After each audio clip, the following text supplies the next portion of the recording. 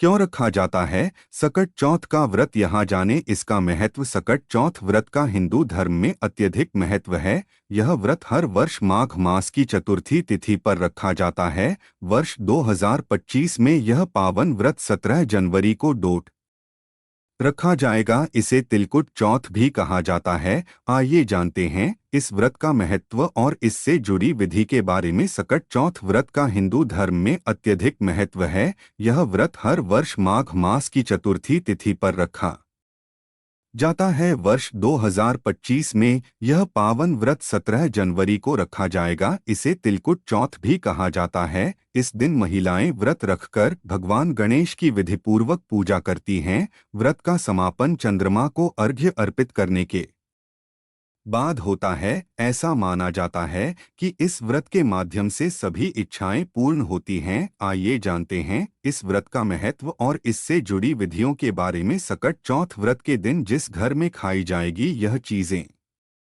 दौड़ी चले आएगी। माता लक्ष्मी। नंबर 1, गुड़ और चने का भोग। हनुमान जी को गुड़ और चने का भोग विशेष रूप से प्रिय माना जाता है। गुड़ और चने का संयोजन न केवल स्वादिष्ट है बल्कि इसे प्रसाद के रूप में पवित्र और सरल माना जाता है। मंगलवार के दिन श्रद्धालु गुण और भुने हुए चने लेकर हनुमान जी के समक्ष अर्पित करते हैं। यह प्रसाद उनकी सादगी और शक्ति का प्रतीक है। गुण मिठास और सकारात्मकता का प्रतीक है, जबकि चने प्रोटीन और ऊर्जा का प्रतीक माने जाते हैं, जो हनुमान जी की असीम ऊर्जा और शक्ति को दर्शाते हैं। गुड़ और चने को अर्पित करते समय श्रद्धालु यह कामना करते हैं कि वे भी हनुमान जी की तरह दृढ़ इच्छा शक्ति और ऊर्जा प्राप्त करें। भोग अर्पित करने के बाद इसे बांटने से सभी में सकारात्मकता और समर्पण का भाव बढ़ता है। गुड़ और चने का प्रसाद ग्रहण करना शुभ माना जाता है, क्योंकि इसे ग्रहण करने से व्यक्ति की शारीरिक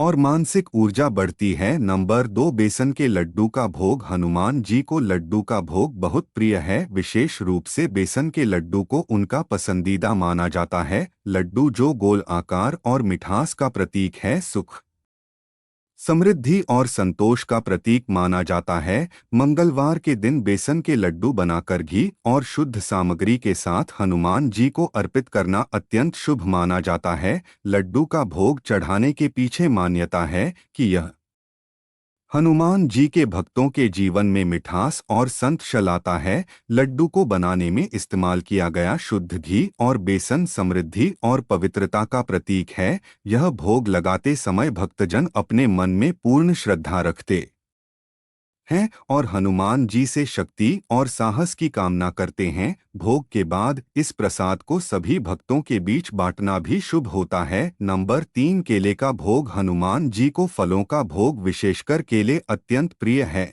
केला ऊर्जा और संतुलन का प्रतीक है। मंगलवार को ताजे केले लेकर मंदिर में अर्पित करने से हनुमान जी प्रसन्न होते हैं। यह फल उनकी शारीरिक शक्ति और ऊर्जा को दर्शाता है। केले का भोग चढ़ाने से भक्त के जीवन में सकारात्मकता और शांति आती है। यह माना जाता है कि हनुमान जी अपने भक्तों को अच्छे स्वास्थ्य और मानसिक शांति का आशीर्वाद देते हैं। इस भोग को प्रसाद के रूप में बांटने से परिवार में खुशियां और समृद्धि आती है। नंबर 4, नारियल। हनुमान जी को अर्पित करने का एक विशेष भोग है। इसे शुभता और पूर्णता का प्रतीक माना जाता है। मंगलवार के दिन साबुत नारियल लेकर हनुमान जी को चढ़ाना और फिर उसे प्रसाद के रूप में ग्रहण करना अत्यंत फलदायी माना जाता है। नारियल को फोड़ने की प्रक्रिया कठिनाइयों और नकारात्मकता को तोड़ने का प्रतीक है। यह भक्तों की दृढ़ इच्छा शक्ति और समर्पण को दर्शाता है।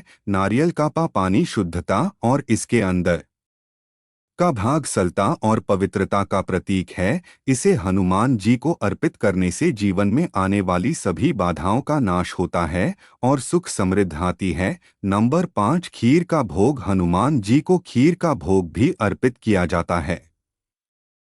खीर दूध, चावल और चीनी से बनी होती है और इसे शुद्धता और समृद्धि का प्रतीक माना जाता है। खीर का भोग बनाकर मंगलवार को अर्पित करने से हनुमान जी प्रसन्न होते हैं। खीर को प्रसाद के रूप में बांटने से परिवार में सुख शांति बनी रहती है। इसे अर्पित करते समय श्रद्धा और समर्पण का भाव होना चाहिए। खीर का भोग चढ़ाने से भक्त के जीवन में समृद्धि और संतोष का संचार होता है। दोस्तों, अब चलिए जानते हैं कि संकट चौथ के दिन किस चीज का सेवन करना चाहिए। नंबर 6, गोभी की सब्जी का सेवन सेहत के लिए फायदेमंद माना जाता है। सर्दियों के मौसम में यह सब्जी आसानी से उपलब्ध होती है और इसमें भरपूर मात्रा में पोषक तत्व पाए जाते हैं। यह सब्जी संकट चौथ पर विशेष रूप से बनाई जाने वाली खिचड़ी के साथ खाई जाती है। गोभी की सब्जी बनाने के लिए इसे हल्के मसालों के साथ पकाया जाता है ताकि इसका प्राकृतिक स्वाद बना रहे। इसके अलावा गोभी काठा भी एक लोकप्रिय विकल्प है जिसे घी के साथ खाया जाता है। यह केवल स्वादिष्ट होता है बल्कि पेट लंबे समय तक भरा हुआ महसूस करता है। संकट चौथ दिन गोभी का उपक शुभ माना जाता है क्योंकि यह रके मौस और पारंपरिक खाद्य पदार्थों हिस्सा है। इससे मान्य यह है कि सर्दियों में शरीर को गर्म रखने और बीमारियों से बचाने के लिए गोभी जैसी सब्जियां जरूरी होती हैं। नंबर 7, गाजर की सब्जी। गाजर सर्दियों की सबसे खास सब्जियों में से एक है और मकर संक्रांति के दिन इसका उपयोग कई प्रकार के व्यंजनों में किया जाता है। गाजर में विटामिन बीटा कैरोटीन और फाइबर भरपूर मात्रा में होता है जो आंख की रोशनी के लिए बहुत फायदेमंद है। गाजर का उपयोग खिचड़ी में मिलाने या हलवा बनाने के लिए किया जा सकता है। संकट चौथ के दिन लोग गाजर के पराठे भी बनाते हैं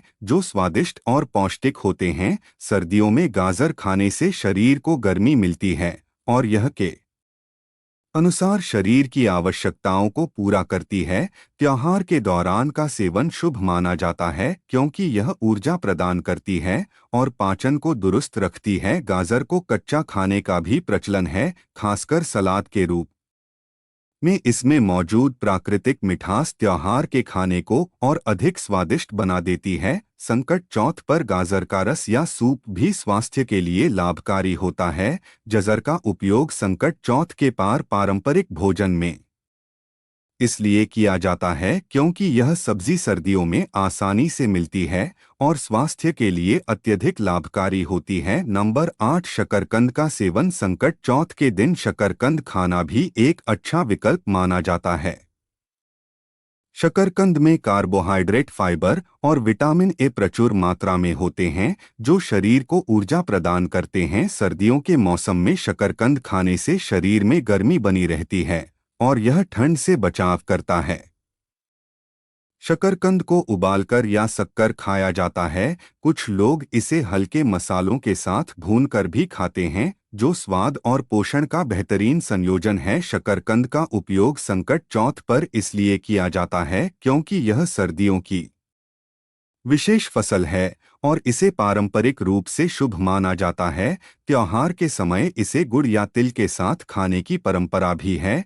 यह न केवल स्वादिष्ट होता है बल्कि शरीर को जरूरी पोषक तत्व भी प्रदान करता है। शकरकंद का हलवा भी एक लोकप्रिय मिठाई है जिसे संकट चौथ पर बनाया जाता है। इसका सेवन त्योहार को और अधिक आनंदमय बनाता है। नंबर 9, पालक की सब्जी। संकट चौथ के दिन पालक खाना बहुत फायदेमंद और शुभ माना जाता है। सर्दियों में पालक आसानी से उपलब्ध होती है और इसमें आयरन, कैल्शियम, फाइबर और एंटीऑक्सीडेंट भरपूर मात्रा में होते हैं। पालक से बनी सब्जी या पालक पनीर त्योहार के दौरान स्वाद और पोषण का बेहतरीन विकल्प होती है। यह शरीर को गर्मी प्रदान करती है और सर्दियों के रोगों से लड़ने में मदद करती है। पालक का उपयोग खिचड़ी के साथ परोसने के लिए भी किया जाता है। इसके अलावा पालक के पराठे भी मकर संक्रांति के दिन पसंद किए जाते हैं। पालक का साग बनाने के लिए इसे हल्के मसालों और सरसों के तेल में पकाया जाता है।